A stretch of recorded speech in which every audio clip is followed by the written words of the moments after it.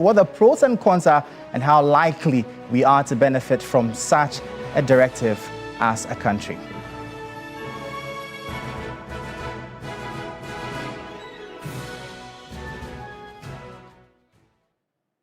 So we have a tall list of guests lined up today to explore this particular topic. But before that, we'll turn our attention quickly to the currency and commodities market as well as the T-bills front to bring you updates on all that's been happening there. So the 91-day bill currently is going for 10.53, whilst the 182-day bill is going for 12.3%, while 364-day bill is going for 12.86%.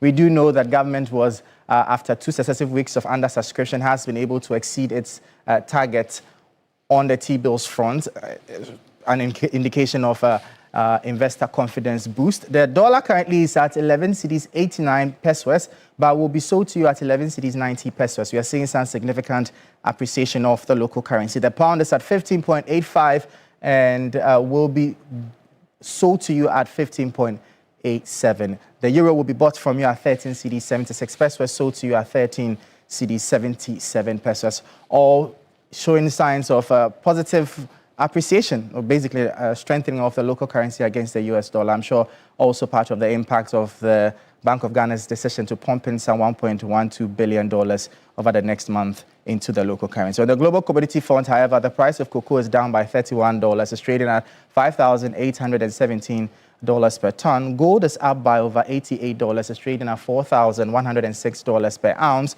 The crude oil is now at $63.43. It's up by 0.69.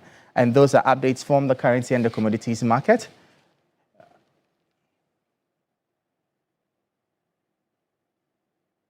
You're still watching Business Focus here on TV3 with me, Michael Ogbodu. And remember that Business Focus is sponsored by Telecel and EcoBank. We'll go for a quick break. When we come back, we'll segue into the conversation for today. Please stay tuned.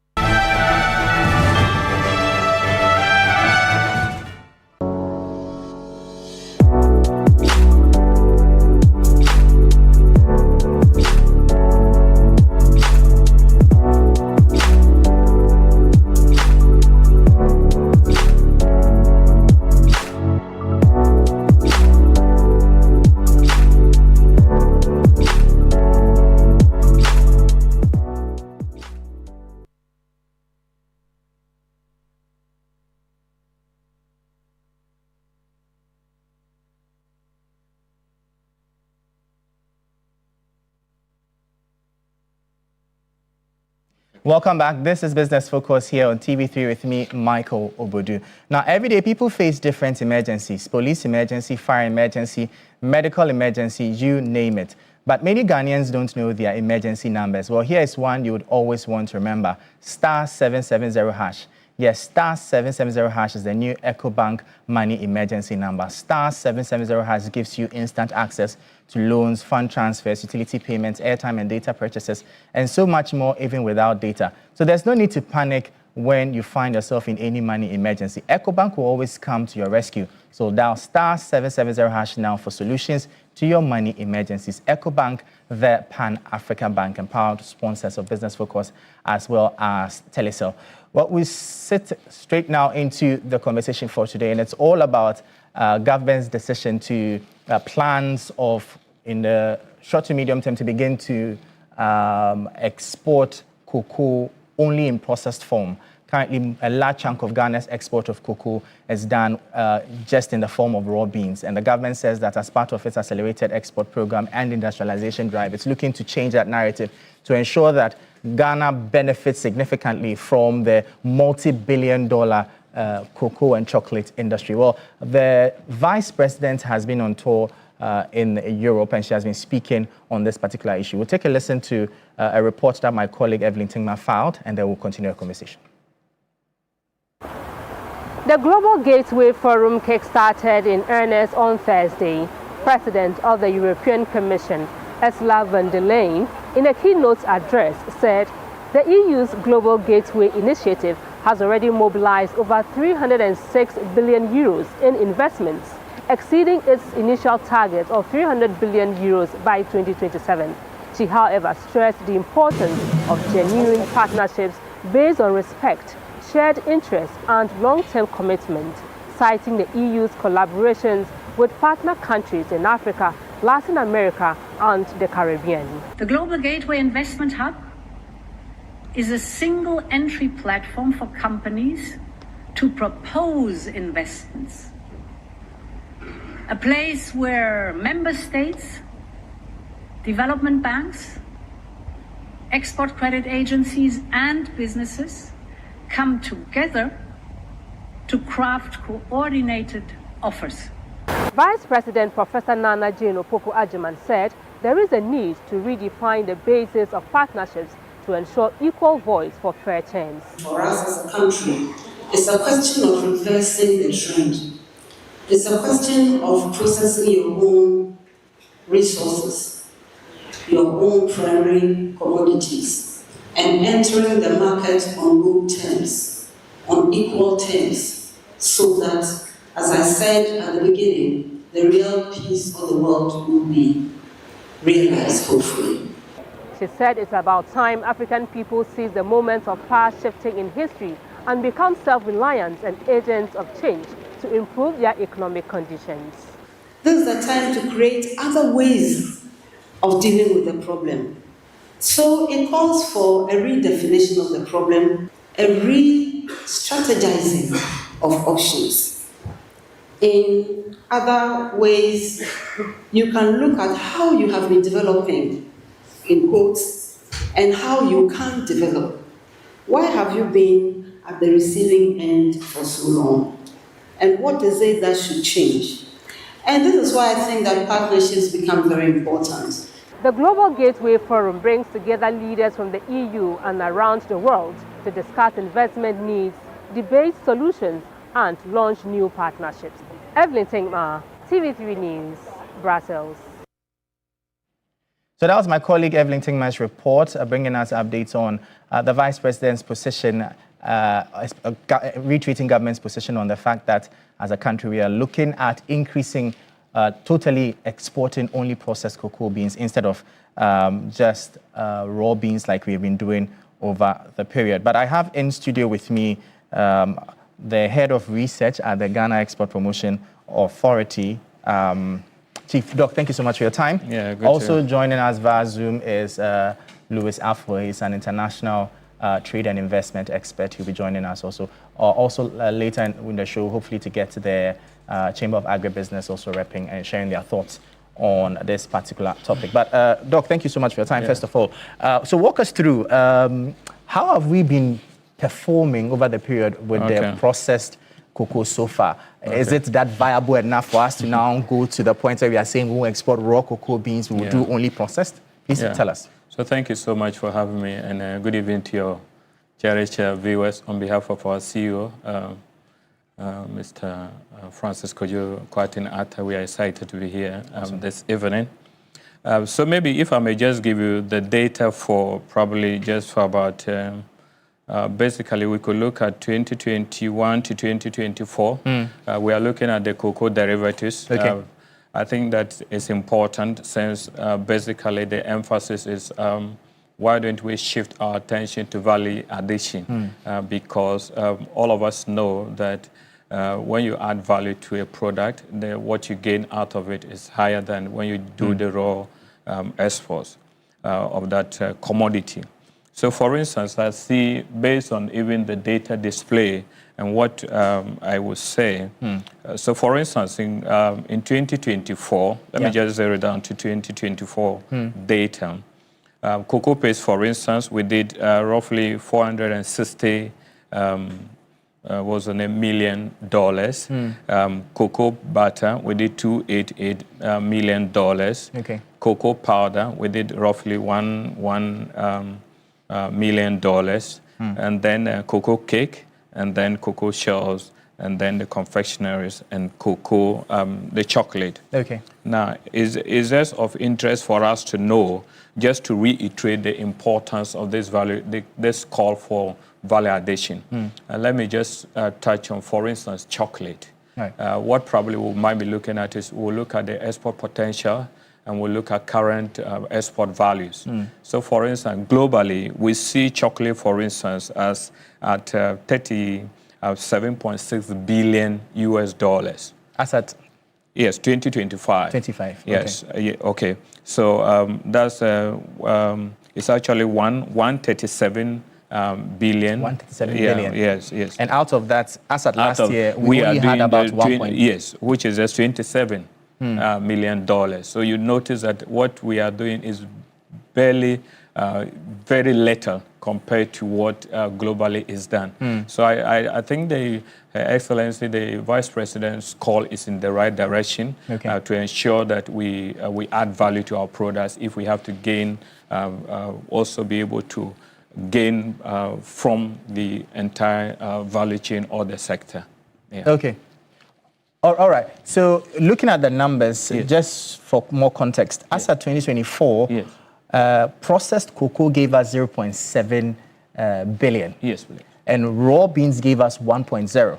It clearly shows that we are already competitive with the processed cocoa, even ahead of this directive. So it means that with a little more push, even as we speak, we should be able to make more from cocoa, processed cocoa from the traditional cocoa beans. Sure.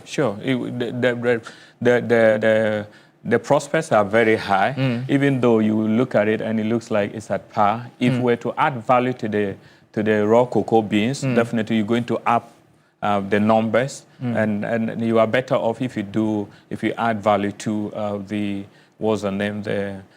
raw cocoa beans. Come to think about it, for instance, if you look at cocoa paste, if you follow what we reported in respect of non-traditional exports in 2024, the leading non-traditional export earner was cocoa paste, which brought in about $460 million. Now, we are the third largest exporter of cocoa paste. Guess who is second? The Netherlands. Wow. Cote d'Ivoire is number 1, the Netherlands is number 2, and we are number 3. Think about it. Where is the Netherlands getting the cocoa, the raw cocoa, to process into the paste and to export, getting the position of getting the second position globally? It is from Cote d'Ivoire and Ghana. All right, so it just makes a lot of business sense for us to go into the value addition, and especially looking at the Accelerated Export Development Program. There are many benefits to it. Even if you're talking about employment generation, you think about the number of people who are going to gain out of going to value addition. You're going to create both direct and indirect jobs for the teeming youth, and the country will be will stand to gain so much. So it makes a lot of business sense. And every now and then there's always a call for us to do value addition. Yeah. Interesting. Yeah. Let's go over Zoom now and speak to Louis Afo. He's an international trade expert. Louis, what do you make of this directive? And for a country that has, for instance, done a lot of forward sales with our cocoa, is venturing solely into processing of cocoa a walk in the park? Yes, good evening to your viewers. Good evening to you, and good evening to co-panel in the studio. I think that it's long overdue. It's long overdue in that if you look at African markets, we have fragmented markets. In the fragmented markets, it's very important to really focus on your comparative strength. Because most of us, apart from having a fragmented market, we have common products that we all export. And so it's important to look at value addition. Even the value addition, you have to look at the value chain within the value addition. So yes, you're going to add value transformation, but you need to look at the various value chain within the value addition. So you're going to have all the cocoa powders, the chocolates, the residues, the medicinal portions and whatnot. It's also long overdue. It's a good call. It's a good call because at the end of the day, like you said rightly, Netherlands, as a doctor said, Netherlands does not produce the raw beans, but how is it able to actually do the transformation or the transformative stage? There are buts to this call. The issues that we have to confront with this drive is that one, now that you are going to do value addition or transformative stages, you are now going to attract international tariffs in countries that you would like to export these value added or value transformative products of not the beans but the cocoa.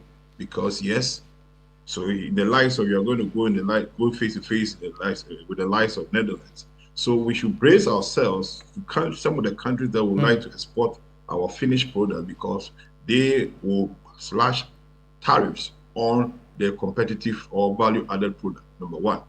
Number two, another area that we have to also look at critically as we go with this good policy is that we ourselves, we don't consume finished products. It's a big issue.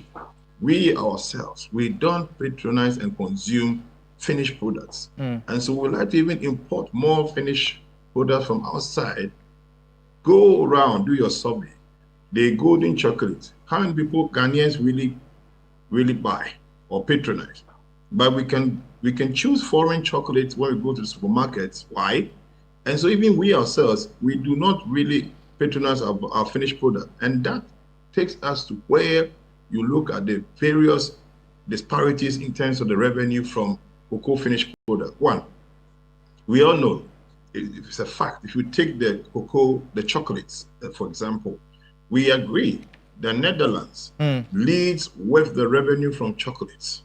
If you look at the pie chart, the total share of revenue from chocolate worldwide, about 60 plus, even 60% or 70% comes from Netherlands. It is far beyond the combined revenue from Cote d'Ivoire and Ghana, who are the next top suppliers of the beans.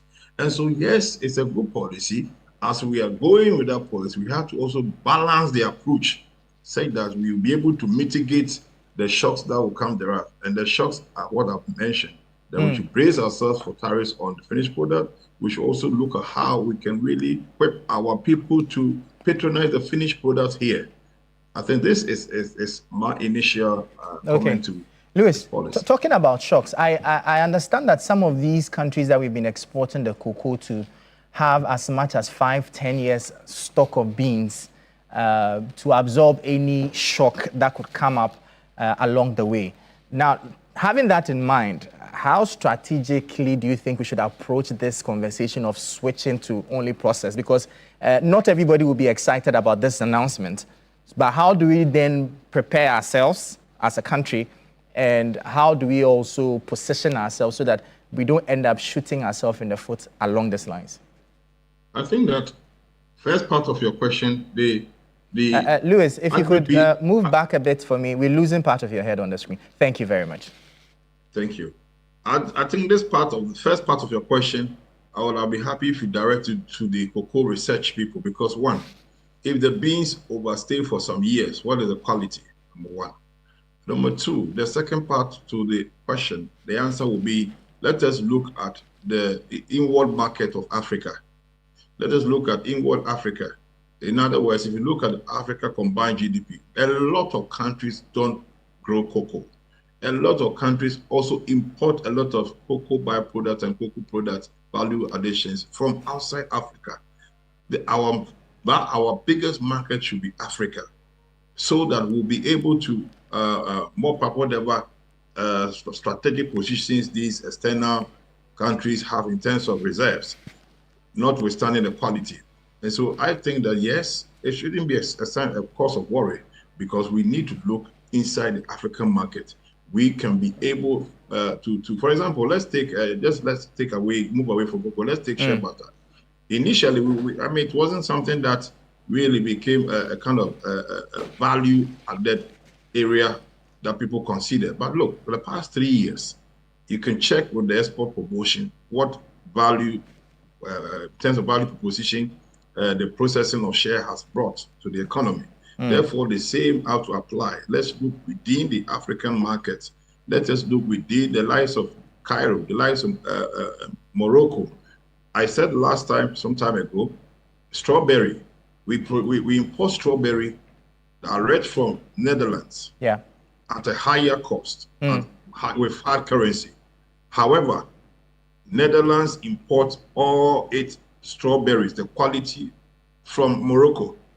Can you imagine? From Morocco. So why aren't we buying directly from them? Interesting. But you've asked some critical questions on the fact that what happens to the quality of these cocoa beans that have been kept over the period. And it's good that we have the head of research at GEPA here. I'm sure he has some answers for us. We'll go for a quick break. When we come back, we'll continue the conversation. This is Business Focus here on TV3 with me, Michael Ogbodu. Stay with us. We'll be back shortly.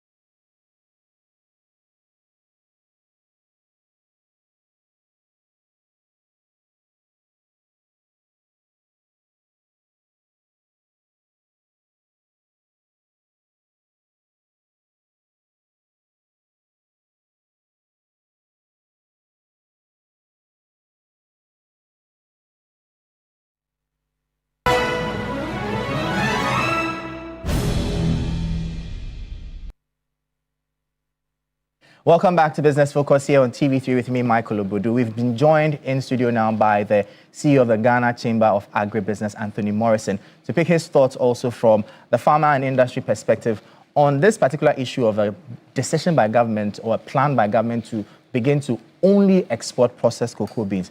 Are you happy about this as farmers? Oh, yes. This is a fantastic news. And let me put it this way. We do not only represent farmers, but we also represent the agro-industry activity as well. So this is a fantastic news. Okay. I think I told you this morning that there's a triple effect on the processing, and the fact that we are also now going to look at other competitive advantages. Do we have the skills? You know, we need to put in some critical infrastructures and facilities in place.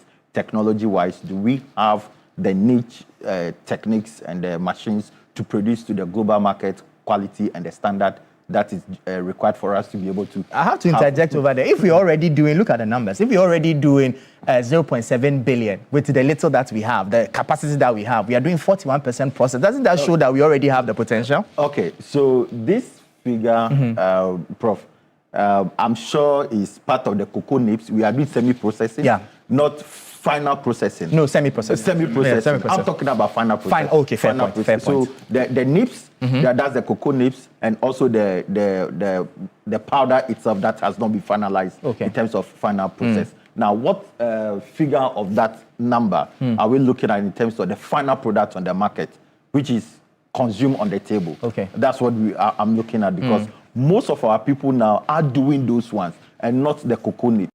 All right.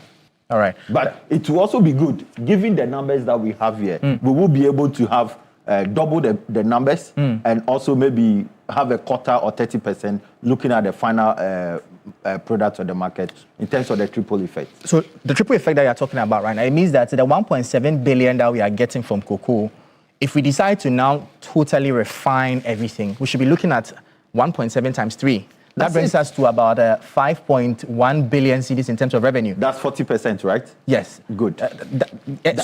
So if we triple the total earnings, which is 1.7. What percentage are we processing now? Right now, we are processing 40%. But assuming that, that's also another argument, though. So how do we now look at the data? Assuming that, Prof, you are the researcher. So if the processed one was doing 70%, and now we decide to go 100% processed, how does that translate into numbers? Yeah, so once again, thank you.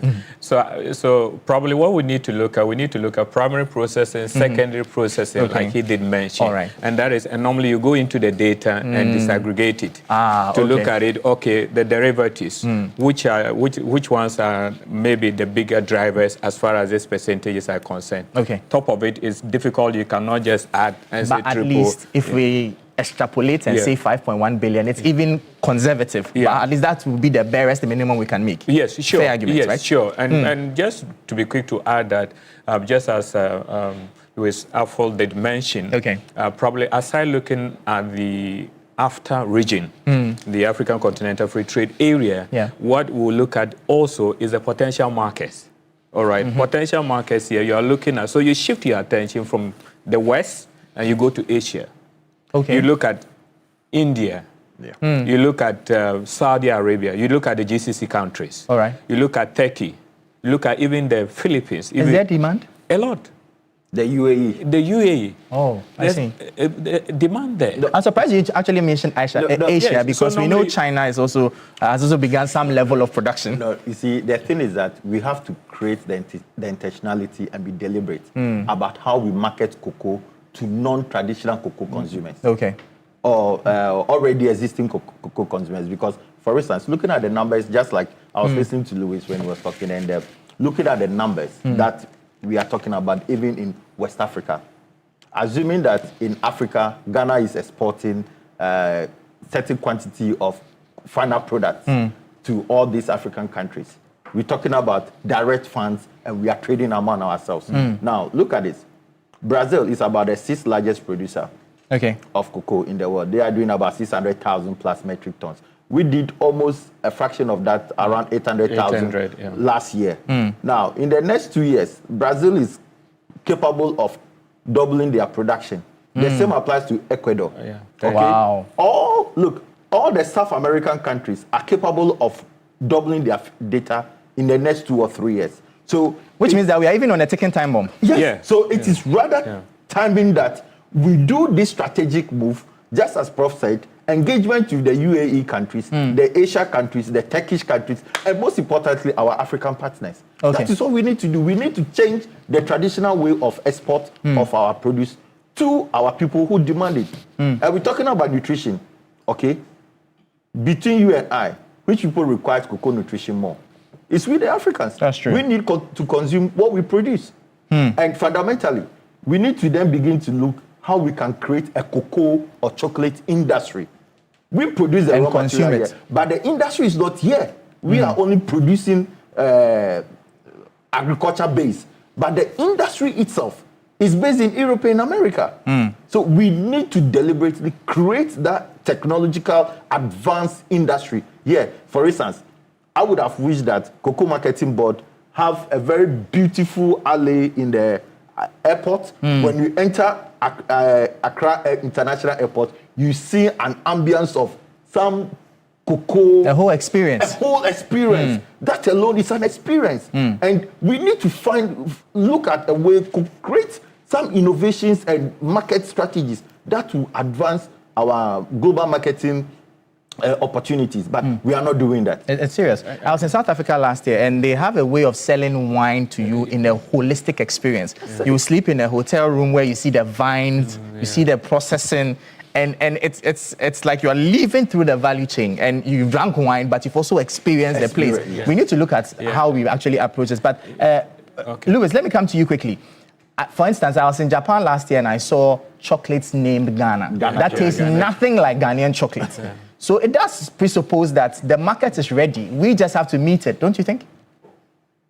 Yes, thank you. Good evening to my friend Morrison. Let me say that in terms of trying to culturalize your product, it forms part of your market integration. One day I was in Senegal at a restaurant. What they served me was poulet fish, but their kind of fish, in fact, excuse me to say, it was from one edge of my plate to the other. So I asked them whether it was all for me. And they said, yes, this is their local kind of dialect, what do you call it? Diet. Their local dessert or whatever you call it. I mean, and every restaurant you go, it was so affordable and it was like a welcome. The same way, if you go to Malaysia, they have about 7 ways they have really transformed palm kernel or palm oil that they came here, the plant, into so many biogas, fuels, and what have you. The question we need to ask ourselves is, we have Cocoa Research Institute. It seems we have really turned it into an academic institution. And if you do that, you are going to limit their capabilities. What we need to do is that where you have Cocoa Research Institute, you should create a special economic zone, like the way the Moroccans and other countries have. So right from research, it links into industry. You have Cocoa Research Institute, you have cocoa marketing, and then you have the industry, the companies or manufacturing, all within that special economic zones, so that they can enjoy economies of scale. It is at this time that you'll be able to value the research that Cocoa Institute makes. Other than that, you leave them to be an academic institution, and their research, whatever they publish, might not even come out to the commercial purpose. And that is what we need to look at if we want to really take advantage and penetrate the markets, whether in Africa or whether it be in Ghana or beyond. That is one area we really critically have to look at. Interesting. Now, back to you, Morris. You've spoken about the issue of cost of production. You've spoken about energy being one of the possible challenges for producers. Now, what other things would government, or what other I's do we have to dot and T's would we have to cross to be able to fully take advantage of this and get producers hitting the ground running for this raw cocoa beans agenda? Okay. So first comes to mind is the Food Research Institute. Now, that has a bigger role to play. Global cocoa industry is a very competitive industry. Billions of billions goes into research. We were with one of the companies in Copenhagen, a house in Denmark, and they produce Allah. They are the Allah company, the Dano company. Okay. Now, when they have as their research, okay, and they develop their 5 to 10 years next products, alone costs about $200 million. 5 to 10? Yes. Where they develop their 5 to 10 years product, before the product comes to the market, it takes 5 to 10 years before it comes to the market. And these are the competitive, high-scale research investment you are talking about. And this is a company worth billions of euros, okay? We have the edge. We have the raw materials available. But do we have what it takes to do an advanced research on product development? You see, product development is not 6 months, 1 year activity. It takes time. The taste, how it melts, the cocoa, the smell, the after effect, and several other things. And we have, on the global market, they have professionals who are professional cocoa tasters. Okay, and they are paid a lot of money to taste cocoa to tell you this is good for the market. No, this is not good for the market. For me, I'll be optimistic. I think I believe in CSIR. If we fund them properly, they should be able to. No, that's what I'm saying. Okay. Now, I chair the Agriculture Sector Skills Council for TVET Commission. When it comes to the skills, we need to develop a more competitive skill, capable of TVET. I'm telling you, TVET. Because what drives the industry is TVET. One from research, and TVET takes on from research. Because the act of turning the research into the final product it's a TVET activity. Okay. So we now need to look at how we develop very niche skills for that. But finally, we need to look at the local content to how we support the indigenous companies. Accessibility to raw beans, all those regulatory framework, the long bureaucratic process, the frustrated system, we need to find a way to it. All right, Doc, you have the final words. For you as GEPA, what's your plan going forward to increase, briefly, to increase the numbers that you've seen? I think you've done some good work. However, it looks like you are dwindling a bit. From 0.9 billion, you've come to 0.7. So shortly, how are you planning to improve that? So thank you. So if you look at it from our mandate, our mandate is to promote. Yes, I do agree that you need to look at the entire value chain, production, research and development and all that. Now, when it gets to the marketing aspect, that is very critical. You talk about Japan, you have Ghana chocolate. Look at the taste, all right? So for me, for us at Ghana Export Promotion Authority, one of the things we are looking at has to do with the Ghana trade houses. That concept is a beautiful concept. We've had one established in Nairobi, Kenya. We are looking at opening one in South Africa, in the US 3 states, and we are looking at the UK. Now, if you go to the Kenya one of the products doing very well has to do with chocolate and shea butter. And interestingly, even Gary in East Africa.